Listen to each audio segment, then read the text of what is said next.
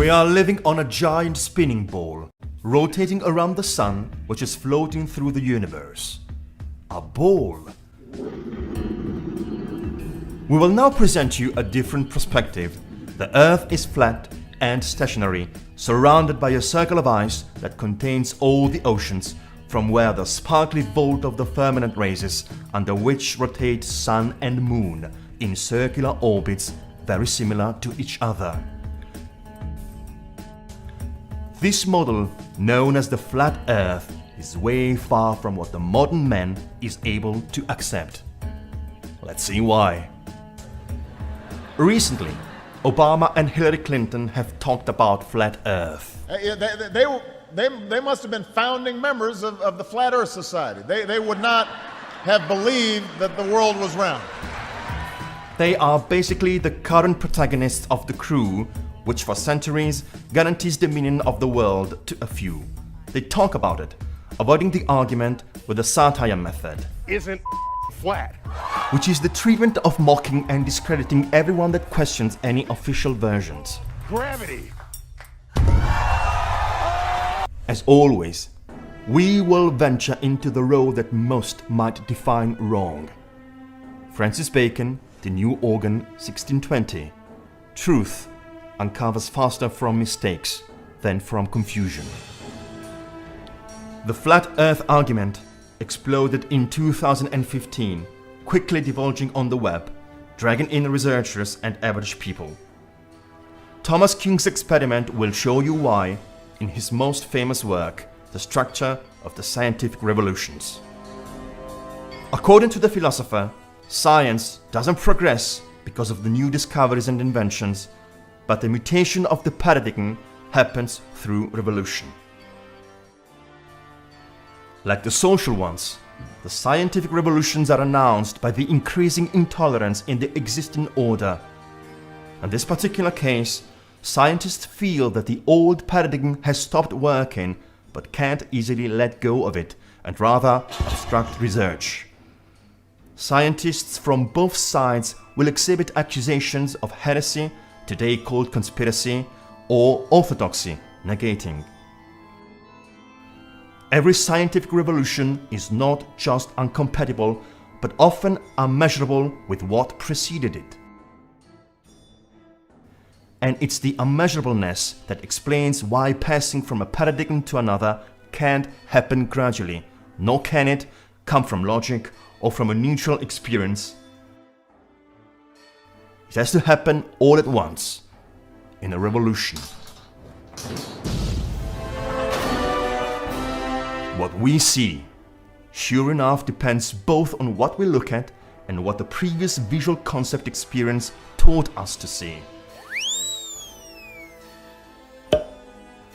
Our generations for centuries have the omnipresent spinning ball concept impressed as the only possibility for us to exist.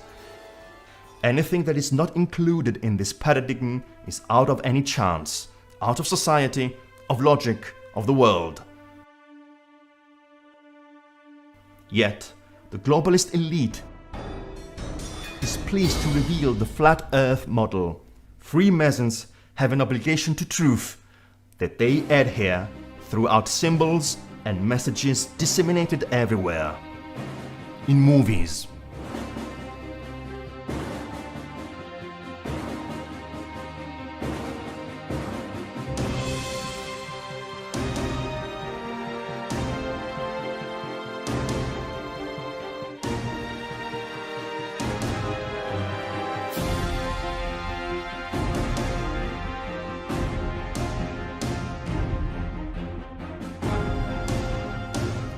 in cartoons,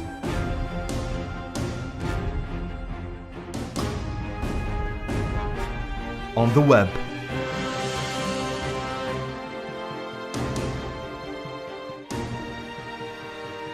on the Illuminati card, Underground Zero, and in the United Nations logo. And if they don't know what the shape of Earth is, who does? Today, the current model that sees the terrestrial sphere rotating around the Sun 1,000,000 times larger in a galaxy of millions of stars, in a universe of millions of galaxies, is rapidly entering a crisis.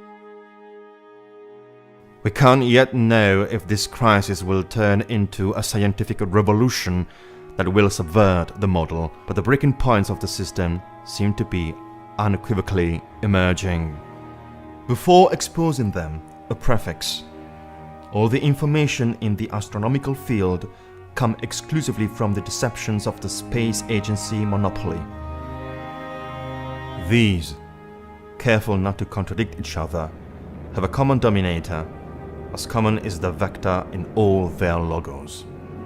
Every image, testimony, experiment, information, exploration and scientific hypothesis about Earth and what surrounds it is born or created here under the vector's protection at the expense of the worldwide contributor. We will complete this prefix with the explanation of Robert Simon, the NASA employee that created the last blue marble model we have available.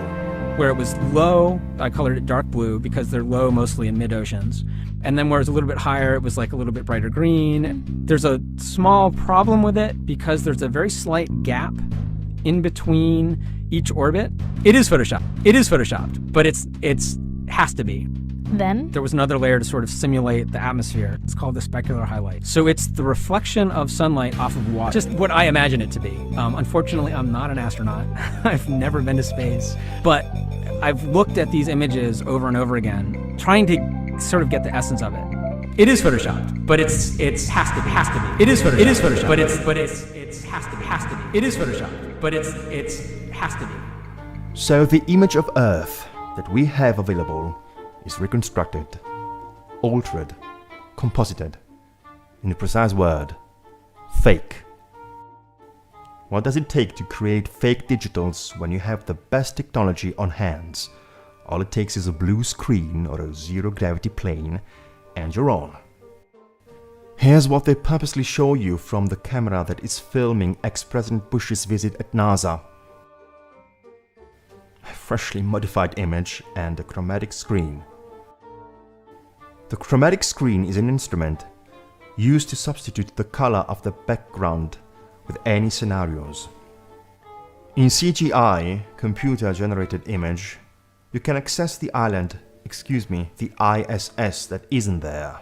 The trick consists of letting air bubbles float. Here is the game, and here's the trick. They show it to us themselves. Or we can take a walk on space. Let's take the Chinese, and we have bubbles here too, traveling undisturbed. Could they be in an exercise swimming pool?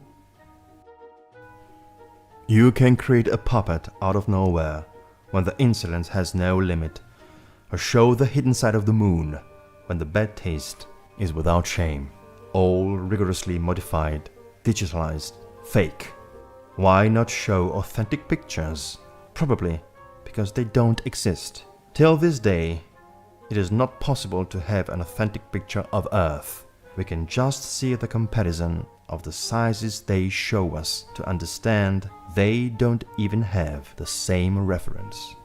Supposedly, a scientist took this picture in space, but all you have to do is raise a little the luminosity and we find out the trick.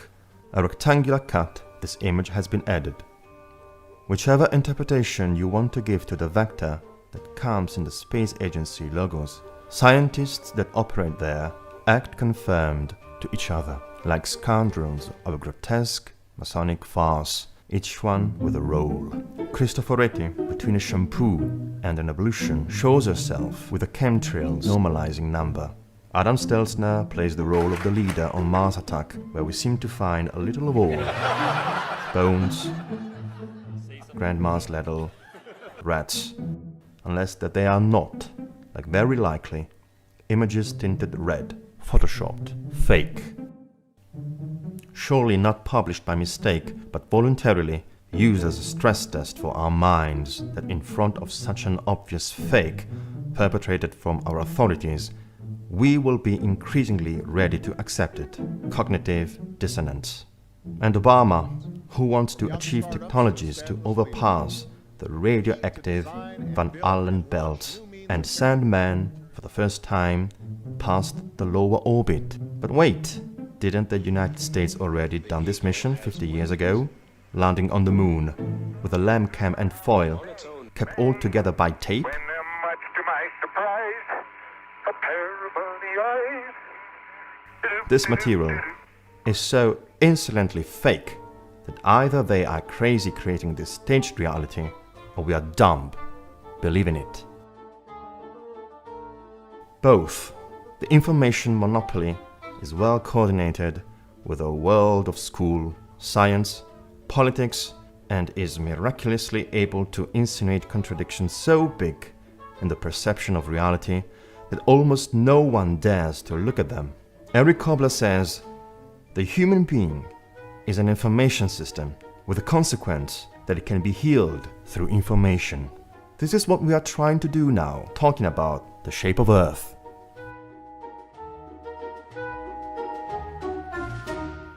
Here's everything that doesn't add up in the current spherical model. Let's try to explain it to a child that asks, why don't the people in the South Pole fall off? Because gravity keeps them to the ground, answers the school teacher. And from that day the child will want nothing more to know of this ancient intuition, original, sacred doubt. If he tried in adult age, he would be invaded with such a quantity of formulas and mathematical equations to get struck forever.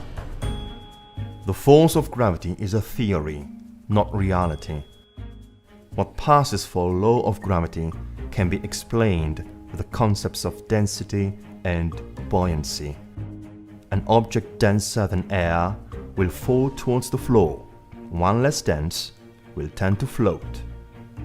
Let's hear what Einstein says about Nikola Tesla, one of the greatest and noble geniuses of all times. How does it feel to be the smartest person on Earth?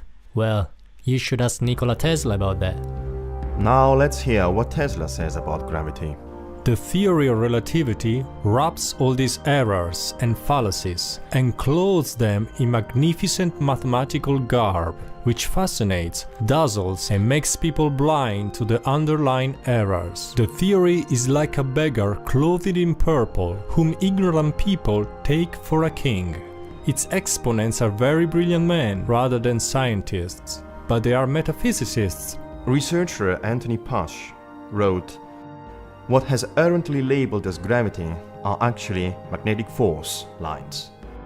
And in fact, the electromagnetic universe as described by Tesla and occulted by the theory of gravity is what they're actually working on at CERN. But what they tell us is that the force of attraction should push us towards the nucleus of Earth. But who's ever seen this nucleus?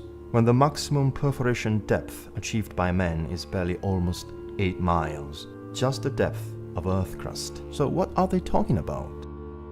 The nucleus, for what they can show us, doesn't exist.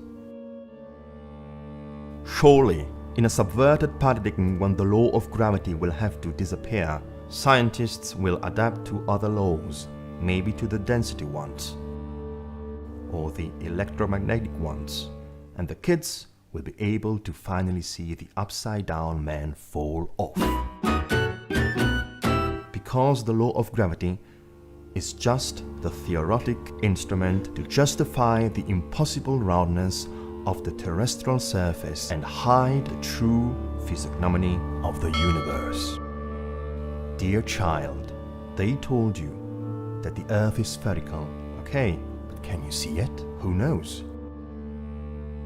Surely not looking at the horizon.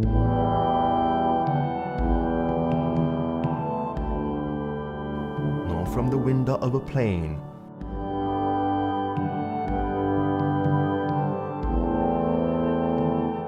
Or from an amateur high-altitude balloon. As you can see, in all these cases, Earth is evidently flat. Yeah, sure.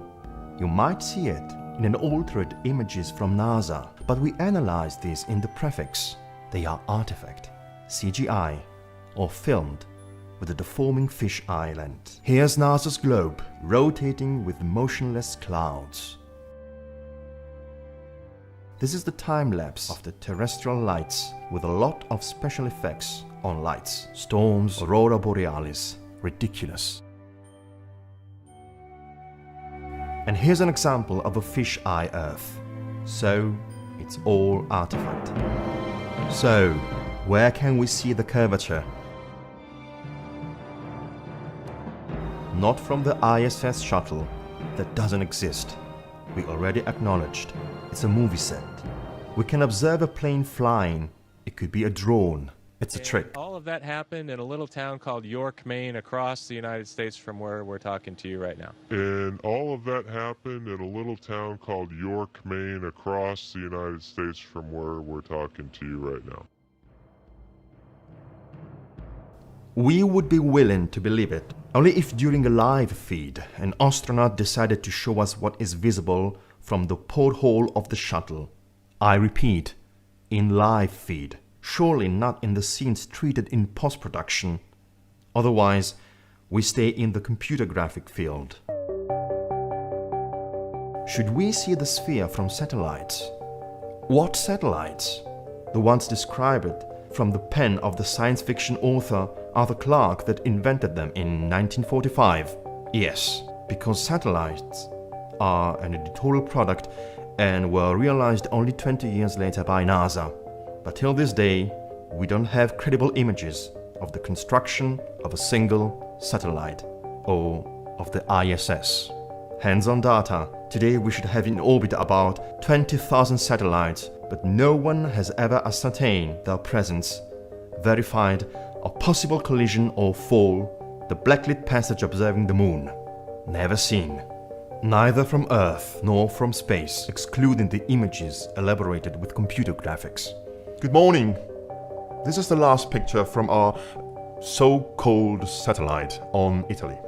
And yet, we should believe that similar objects can resist at the temperatures of the thermosphere and exosphere till over 3,600 degrees Fahrenheit. But doesn't aluminium melt at 1,220 degrees Fahrenheit? Unacceptable. It's more likely that satellites have stayed the outcome of a riotous fantasy and the lie of an unscrupulous power that has been dealing illusions for decades, making madness out of public money. In a subverted paradigm model, maybe we'd see these invisible hordes of satellites fall off too.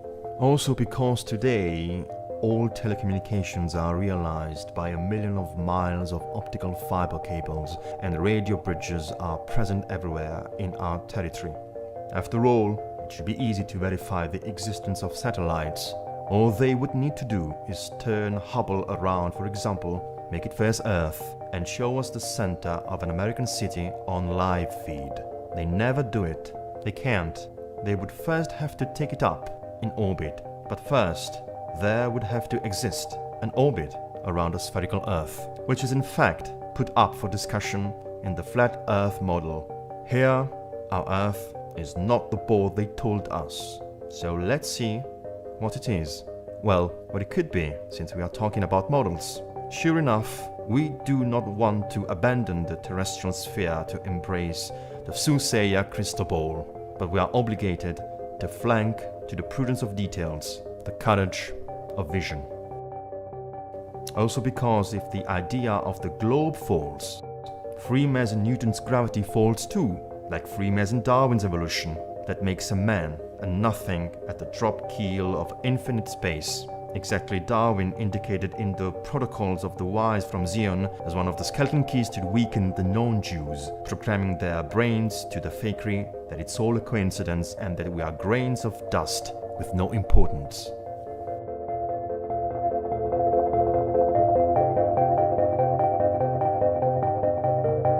Let's get back to our Earth.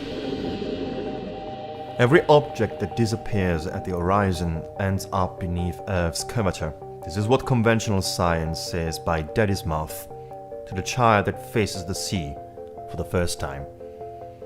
But it's not true. With an optical zoom, the figure that had disappeared on the horizon gets right back on sight. This is simply because the disappearance is not due to the curvature, but because our sight is limited by the point of dispersion of perspective, over which an object gets progressively erased by our optical horizon. If the curvature of Earth was, as they tell us, 8 inches per mile square the distance, we could calculate with this graph the length of the curvature at any given distance.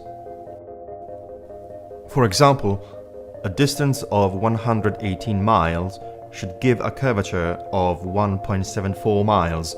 But if this was so, how can we see from Ventimiglia Mount Cinto in Corsica, tall 1.71 miles? The point of observation is at sea level, and the distance between this plaza in Ventimiglia and the tip on Mount Cinto is exactly 118 miles. If Earth was curved, we could only be able to see land taller than 1.74 miles. But we are able to see the entire Corsica's outline, from tip to coast, unexplainable on the spherical model. The web is full of experiments like this. How is this site possible? Before accusing researchers of doing mass destruction, we gotta fix this problem. For the laws of perspective, the horizontal lines intersect at the vanishing point, forming a triangle that comprehends all of our possible line in sight. We don't see like this, but like this.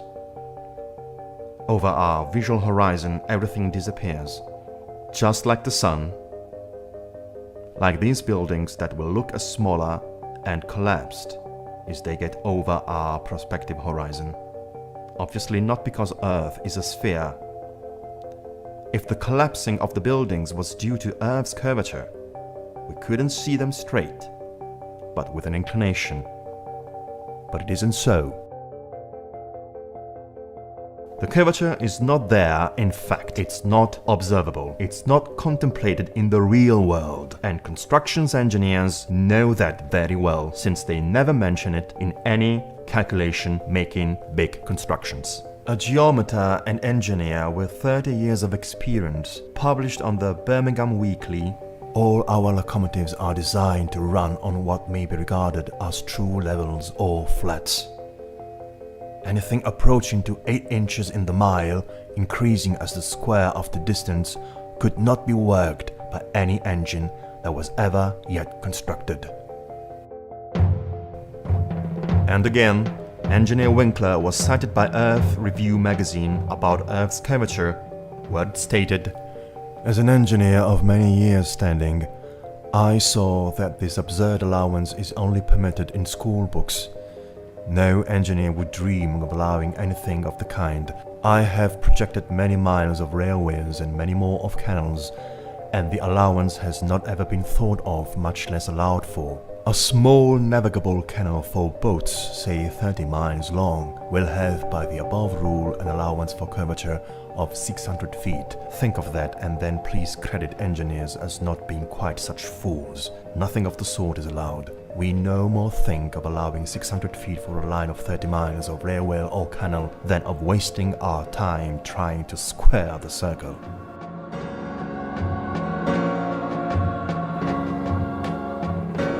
So, do we want to force engineers to be curving canals? How could they? Can you imagine any basin of water curved? "Water doesn't curve," yells the boy with no more patience. "It doesn't act like that, but like this."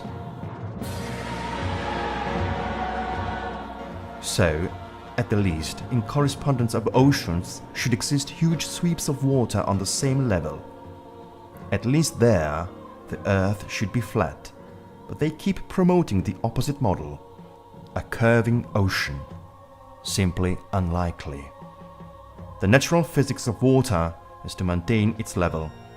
Water is even used to make a bubble, which is for leveling constructions. This, because of water, on the contrary of science, can't lie. They tell us that its curvature is due to gravity, and all this gravity that can keep the stormy ocean squished can't keep a butterfly down from its light flight? Pure mystification.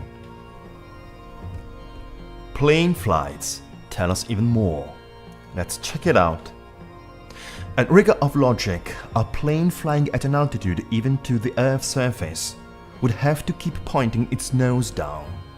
This doesn't happen during flights. Why? Asks the famous boy that has by now got some courage. Because gravity, always her, keeps the plane on the level curve, parallel to the ground, as if the plane was a sphere tied to the ground with a string, answers orthodox science.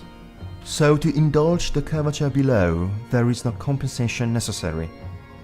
To not indulge any curvature and proceed linearly, the pilot would have to fix the path of the plane upwards. It might be scientific for science, but it's illogic. And if a linear flight was all you needed to get lost in space, what do we need missiles for? Science and technology are so incongruent. No, it's not like this. As this persistent chemtrail along various miles shows, airplanes fly linearly and without the danger of slipping away in the universe. Let's take the flight routes. In a particular case in 2015, a flight from Bali to Los Angeles had to make an emergency landing in Alaska. But in which model would it be considered an emergency trajectory compared to this one? And the spherical one, in which the two distances seem to be very much equal. Rather here, in the flat Earth model. It's on this surface that planes fly. This is the only way we can understand the reason for their path. This is actually this. This is this. And this again is this. And all of this simply for the economy principle. There is no airline company that wouldn't prefer the shortest and the most economic route. This silliness exists only in a virtual model, on the hands-out that they serve you on the planes while you eat your peanuts. All flight paths are calculated on a similar map because they are realized on a flat Earth, so true that no flight has ever circumnavigated Earth, north to south, the only impossible route on such an Earth that isn't a ball.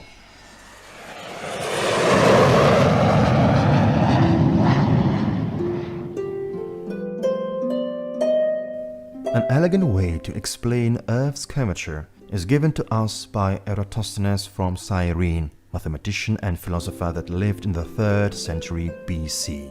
Well, our boy is now a young man. He's insolent, and he takes count on that without too much reverence. How is this possible? He asks.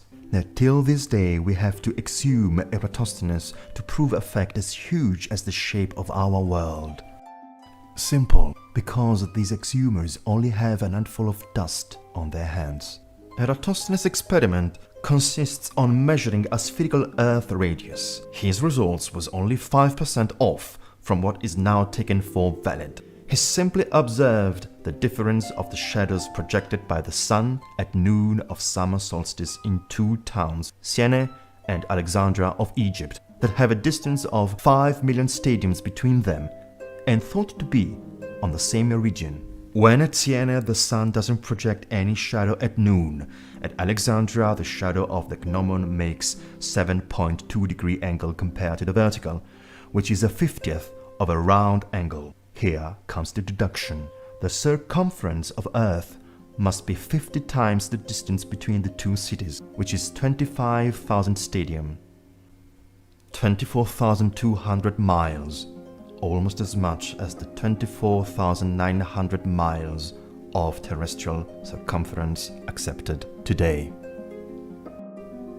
In the moon landing movie, the shadows of the bodies projected from the sun on the lunar surface look divergent to each other, reported to a distance of a few meters on a plane surface.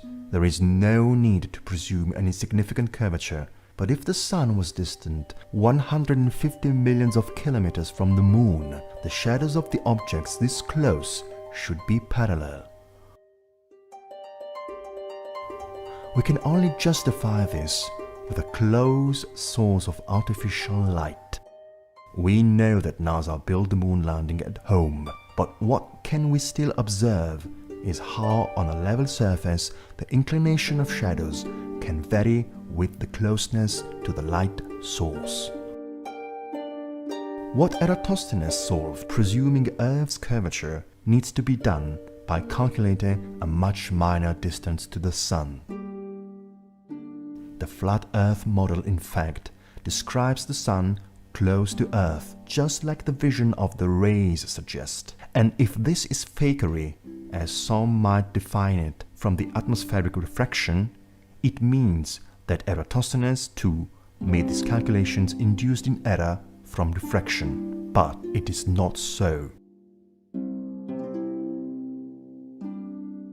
Wikipedia then states about apparent diversion of crepuscular rays, invoking the effect of perspective that concentrates all of the lines at the point of optical horizon disappearance. But this shouldn't influence our perception of seeing them vertically. Perception doesn't work like this. But we see the sun rays this way, and this means that their divergence is due to the nature of a multidirectional light that comes from a much smaller and closer sun than what they've told us. Structured like this, the sun creates divergent shadows like the ones measured by Eratosthenes in 5,000 stadiums of space, but on a flat Earth.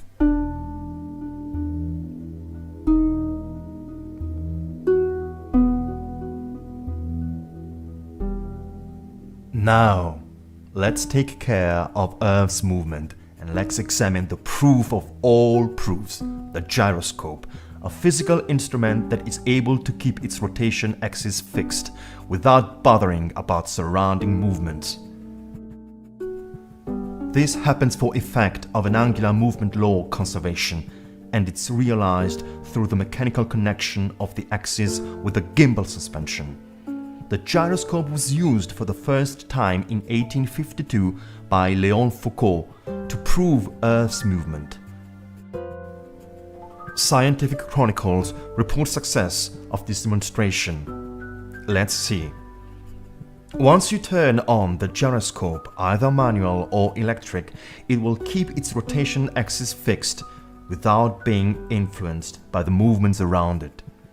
Here's a reproduction of the mechanism. Here and here. There has been numerous experiments made. While the system around it is moving, the gyroscope keeps its original axis. So gyroscopes can show us an eventual rotation beneath us.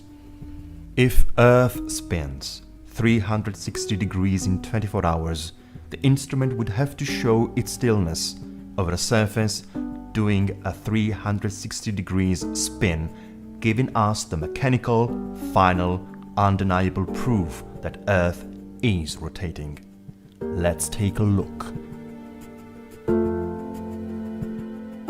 Nothing. Still. Sure looks like Earth is stationary, yet the surface should have moved in all these hours. Every experiment after Foucault has actually failed, even though our gyroscopes today are less rudimental compared to Foucault's. So it is. Gyroscopes are just like water, they don't lie. And now we understood how official science can trick the cards to avoid losing.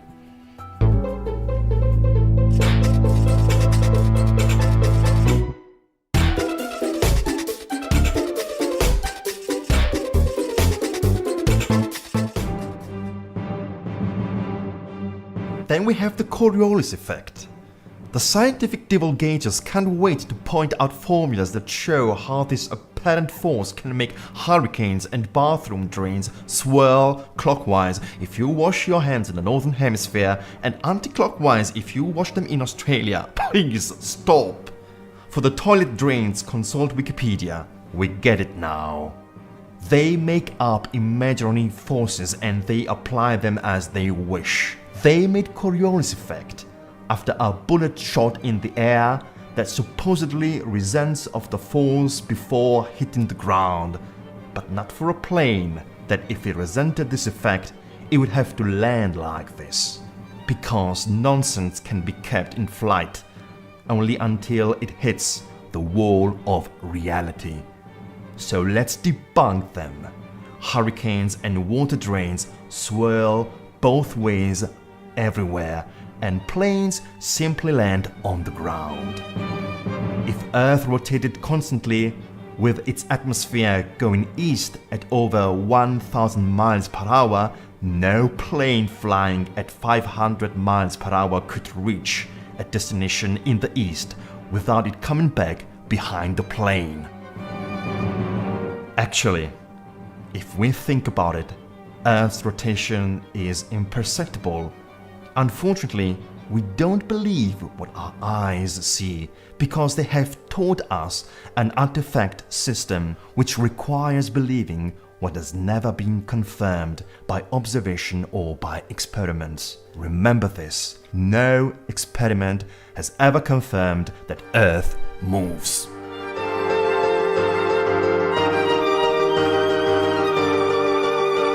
The boy has become irreverent. He can't stand the scam of theories anymore to justify a world that he has never seen, that just isn't, not even apparently. How can we show him the paradigm that one day he might have to deal with? It's called Flat Earth, and it's a model already been described by the ancient Babylon, Egyptians, Mayans, Incas, Navajo, Norwegians, Hindus, from Buddhism, the Quran, the Bible, etc. Earth is like this, just like our eyes see it, flat and stationary, with a magnetic pole at north that always points to the pole star, an equator line along the meridians, and a perennial ice belt called Antarctica, over which is believed could be more land, or it could be where the dome of a firmament raises up our universe. This is the vault on which stars rotate in a concentric way around the pole star. Within this dome, sun and moon, with an hypothetic diameter of about 31 miles, describe a circular motion in which alternate days and seasons, hotter in the north, with a narrowing of the motion, or south, with the widening of its motion utterly. If the sun rotates above and around Earth every 24 hours, regularly moving from tropic to tropic every 6 months, we have the consequence that central and northern regions receive annually much more heat and solar light from southern regions along the circumference.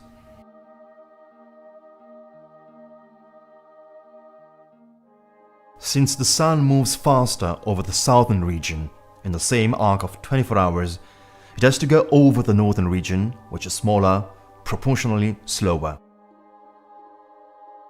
This explains the temperature differences from the Arctic, about minus 22 degrees Fahrenheit, and Antarctic, about minus 76 degrees Fahrenheit, the differences of the seasons, and of the lengths of daylight. This explanation of the seasons formulated this way seems much more convincing than the globe model one, in which seasonal differences are said to be caused by the inclination of the terrestrial axis compared to solar rays, a theory that brings the paradox result that in the boreal hemisphere, our hemisphere, will be colder while Earth is closest to the sun and warmer when it's furthest. How can a small difference in the inclination influence so much, whereas the difference of 5 million kilometers influence so little? This incomprehension, the boy that is now a man remembers that he's never solved, until Obama told him about flat Earth. The motion conceived in the flat model also heals the so unsustainable incongruence about the moon. The version commonly accepted tells us that the moon rotates around Earth with a 28-day orbit. The spherical model, though, presents quite a few problems. 1. It indicates a much smaller moon compared to the Sun, while our perception of reality shows two solid bodies of equal size. 2. To justify the fact that we only see one side of the moon, the model forces the very improbable, perfectly synchronized motion with Earth thanks to its identical periods of rotation and lunar revolutions.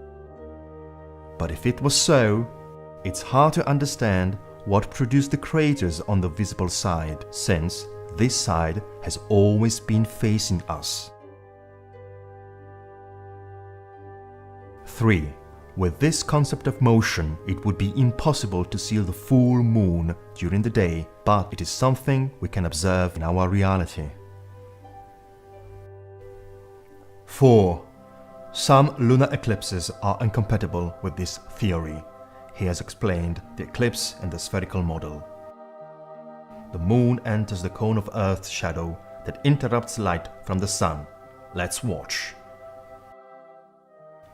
At sunset, the portion of moon being shadowed should be on top. At sunrise, it should be on the bottom, necessarily.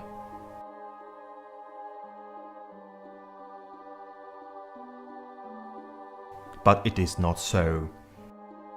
Here we are in New Mexico during the lunar eclipse on December the 10th, 2011. At sunrise, the light is brightening, but the cone of the shadow on the moon is on the top.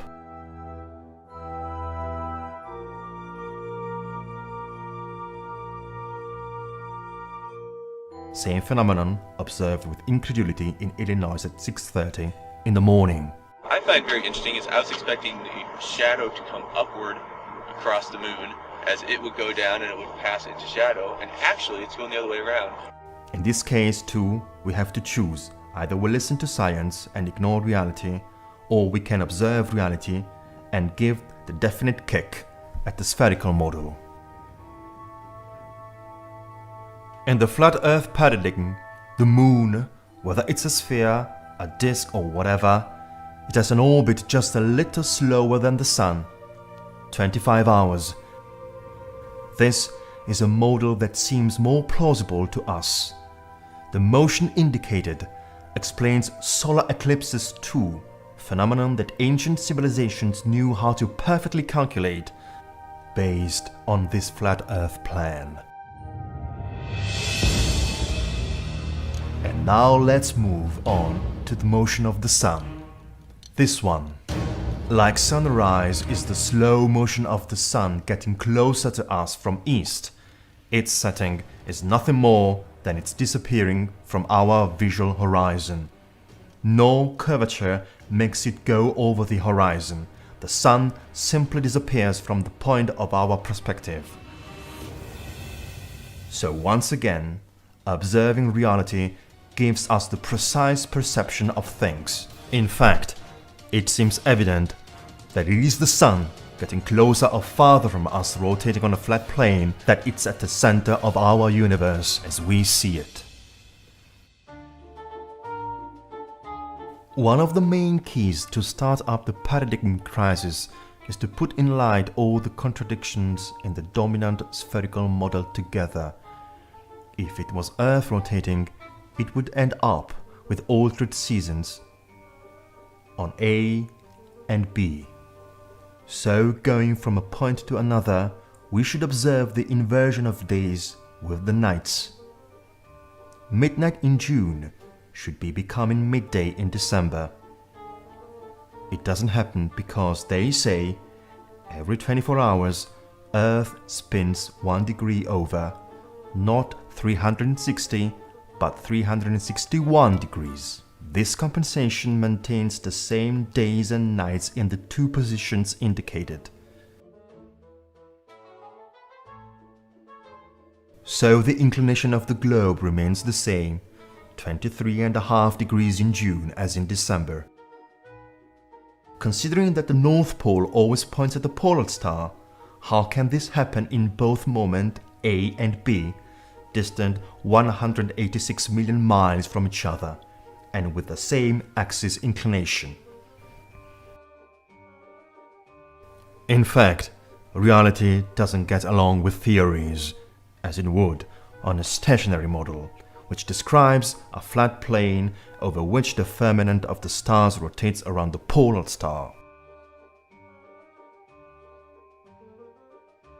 What are the ironmongers of the spherical orthodoxy willing to invent now? The pole star is 2.55 quadrillion miles away, so that we can't calculate the parallax of the stars from June to December. So, are they saying we see a star immensely distant with the naked eye? Of course they answer, because it's 46 times bigger than the sun. This is how they use measurements and numbers, bending them to resolve any invented abortive theory. This is the lesson that our boy, now old, can still learn from the words of Nikola Tesla. Today's scientists have substituted mathematics for experiments, and they wander off through equation after equation, and eventually build a structure which has no relation to reality. And here is what we see with a telescope. This is all we can observe. For example, this one is Venus, Cyrus, Arturo, Vega, Betelgeuse. This is how the stars are visible, and they probably answer to different density rules compared to the ones that rule our three-dimensional Earth. Basically, are we living in a system in which we are at the center while stars and planets rotate around us? Or are we the moving suburb, traveling in an insignificant solar system in the infinity of the universe? According to the globe model, we should be satisfied to be a little rock, traveling 1,040 miles per hour on our own axis, 66,000 miles per hour around the sun, while the solar system is moving in the Milky Way at 490,000 miles per hour, and the whole galaxy is barreling in the universe at over 1,000,000 miles per hour, and all this without us perceiving anything. We feel air currents, water currents, the density of bodies, electromagnetism that causes earthquakes, but the ever-swirling velocity of our planet has no effect on our senses. Is that even possible? Or is it just they tell us? The proposed model of a walking Earth doesn't match with what we see in the sky. Here, the pole star is always at the center of the rotation of all the other stars, and during thousands of years, the constellations have stayed fixed at the same point without changing the position of their trajectory in any way. If Earth was a ball orbiting around the Sun, rotating in a galaxy shot out by the Big Bang, like NASA suggests, it would be impossible for our constellation to stay the same. Based on their model, we should in fact have a different sky every single night, and the visible stars would never be the same twice in a row. This is the only way we could surrender to their reasoning.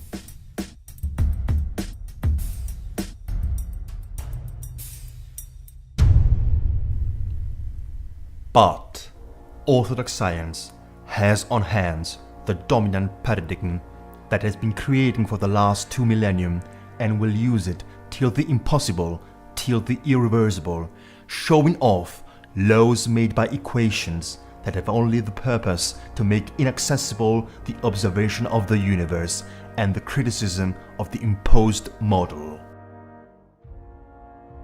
This is why, after the explorations done by Admiral Byrd that with his trips detected unknown places of the ice wall chain, an international treaty closed the doors to these places to everyone.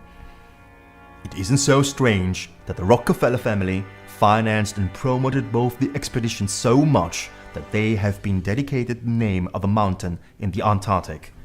Wonder in tribute to which bigger interests? The Antarctic Treaty was signed 2 years after the last flight and death of the Admiral at Washington in 1959. Today, 48 nations subscribe to the treaty that forbids military activity in the ice continent. But military personnel and equipment can be used for scientific research or any other pacific purpose. Therefore, thanks to this, a military surveillance constantly wraps the Antarctic belt in the secrecy imposed to humanity by the worldwide supergovernment, even with violence if needed, in case civil pilots and boat captains wanted to venture in. Before calling out a disinformation, those who want to know need to fight to access the answers that the homemade moon imposters hide.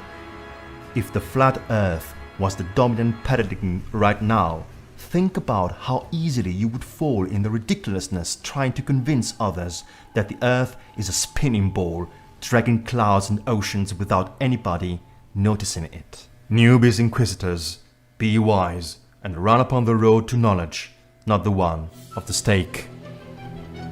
Exploring Antarctica, according to the flat Earth model, could reveal the offshoot truth, the border of Earth, the limit over which it encounters the firmament, or the existence of new Earths, as described, for example, in this ancient Buddhist map.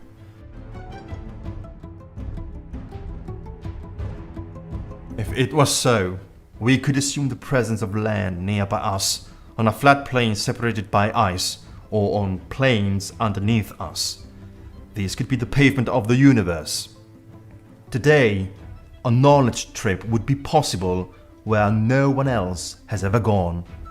But what technology permits, the power forbids, can't get any clearer.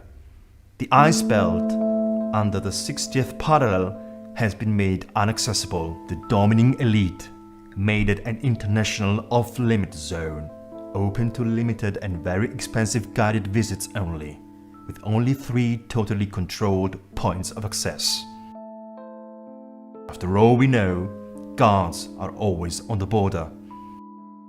This is what they authorized us to be thinking, that the sphere they want us to believe in is the perfect shape to hide the border of unknown lands and trap every questioning mind. Antarctica is what the myth of Hercules' columns have taught us to see, the impossible limit, the knowledge wall, the access door to truth, to a new ancient truth that they are trying to delay, they want to stop, they want to prevent.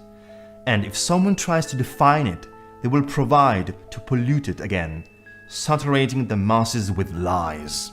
If Obama had the human consciousness on his heart, its well-being, the growing knowledge and of communicating, or even if he just thought that flat Earth was a stupid model to disapprove, he would consent an auto-financed mission to Antarctica for a committee of free explorers of any belief. What they are doing instead is create division. Democrats against Republicans, flat earthers against heliocentrics, us against them. This is all they need to do to dominate us. They have the necessity to leave us in the shadow, to make us believe we are an insignificant dot in the universe. This is what they need the spherical model for. The dominants, moving the levers of true power, are preparing the illusion that one day we will be landing on Mars, or that maybe someone will be landing on Earth. This is what they induce. We can calmly destroy Earth, because one day we won't need it anymore. Who knows the truth? The same that obstruct others from achieving it. Maybe, since always the Jesuits are sun adulators, they have dressed it up as Christ. They have made it the core of the power managed with the financial abilities of the worldwide Zionism, and through Masonic lodges they determine what needs to be hidden and what only symbolism can reveal. In the millenary lie under which man has been a victim, they are hiding the fundamental thing, why we are born. This is why we are handling flat Earth. Decoding Earth's model answers this primary question of every man. In an extreme synthesis, if Earth is flat, it means that they purposely tricked us. They took the sense of our lives, disguising it with sacred or profane images that they gave us walking outside the churches or megastores. Removing Earth from the center of the motionless universe, these Freemasons have physically and metaphysically took us from a place of supreme importance to a complete, indifferent, nihilist one. Their corporations are selling us idols to adore, slowly taking possession of the world, while we quietly believe in their science, vote their politics, buy their products, listen to their music, watch their movies, sacrificing our soul on the materialism altar. I will not talk about creators to believe in. Before believing on anything else, we need to, from right now, start to believe in ourselves, taking back the blank delegations, taking away credit to trusted raiders. They have parted men from its center to be able to be in the main throne themselves, imposing immutability to the law of the stronger. Like all other deceptions, it's useless to ask whose accomplice. Astronauts, plane pilots, politics, scientists. Of course, the winning paradigm is undisputable if you want to keep your job or your social reputation. The viable road is the one of knowledge and collective research. We will be subject to the system believers group satire. But who has a consciousness has also wide shoulders to sustain the weight. In the meantime, we have the sensor that the celestial sky is impenetrable. If they have to make everything up on this movie set, it's only because they can't access outside of it. So true that the United States and the Soviet Union have tried to violate it with subsequent operations. Atomic explosions in the atmosphere, achieved who knows why after the last findings in Antarctica. But strangely enough, there is left in the world today an area as big as the United States that's never been seen by a human being. And that's beyond the pole on the other side of the South Pole from Middle America. And I think it's quite astonishing. So the elite found the firmament and was trying to overpass it. But can man destroy the home that's hosting him? Can we let him do that so imprudently? What else could these destructive incursions mean, if they are not tries to rip the dome apart and overpass the limit imposed to life on Earth? It seems weird talking about the dome, for me too, but if Hillary Clinton does it, why can't we? Why on earth should we not give voice to the ancient wisdom that depicted it, or the clear impression that these pictures taken on the last mission in Antarctica arise?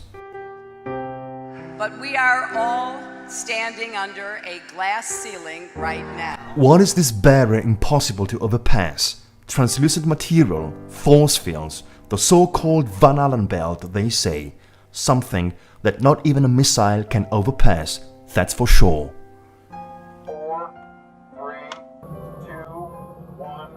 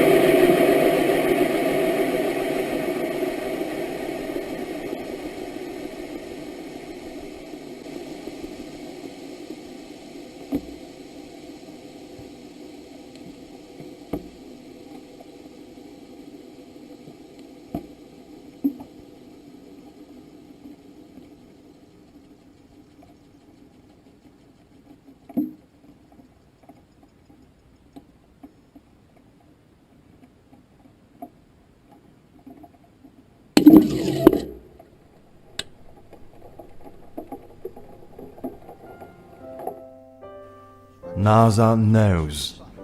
Its missiles in fact prudently take a parabolic descending trajectory, as they did with the shuttles.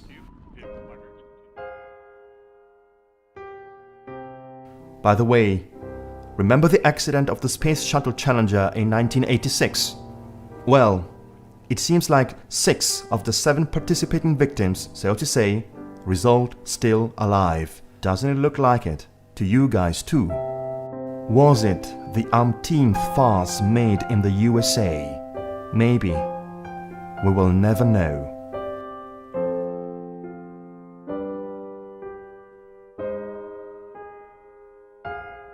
this documentary will not end with the revelation of a truth at our fingertips. The truth that they are hiding today is common to us, even if we think differently.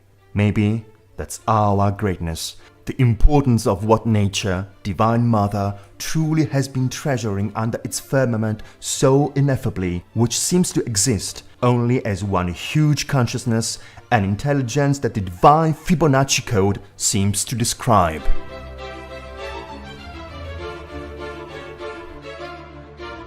Whether it's the spherical model or the flat one that best portrays it, what exists regards each and every one of us. It regards the baby that in the cradle already knew everything, then stupor by stupor has forgotten, dropped off from the weight of experience.